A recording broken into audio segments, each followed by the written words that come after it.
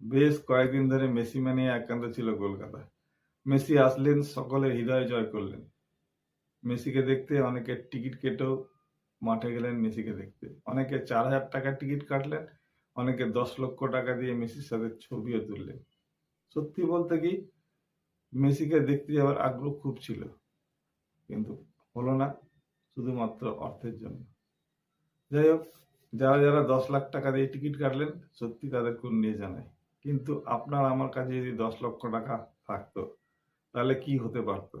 ১০ লক্ষ টাকা দিয়ে মেসি এখন যে ক্লাবের হয়ে খেলেন, সেই আমেরিকান সকার লিগের ইন্টার মিয়ামির গ্রুপ লিগের থেকে শুরু করে ফাইনাল অবধি সব কটা ম্যাচ দেখা যেতে পারত মেসির। এর সঙ্গে মেসির প্র্যাকটিস সেশনে দেখা যেতে পারত।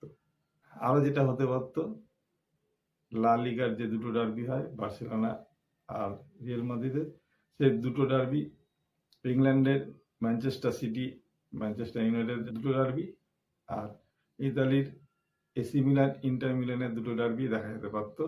সঙ্গে সৌদি প্রো লিগের রোনাল্ডোর অনেক কটা ম্যাচ দেখা যেতে পারতো এই ১০ লক্ষ টাকার বিনিময়ে।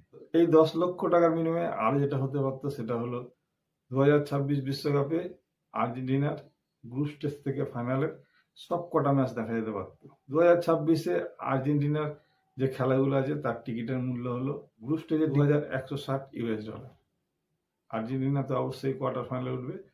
সেই কোয়ার্টার ফাইনালে আর্জেন্টিনার খেলার টিকিটের মূল্য হবে $৩,৬০০। আর্জেন্টিনা যদি সেমিফাইনালে ওঠে, সেই সেমিফাইনালের টিকিটের মূল্য হবে $৫,৮৬০। আর আর্জেন্টিনা যদি ফাইনালে ওঠে, সেই টিকিটের মূল্য প্রায় $11,০০০।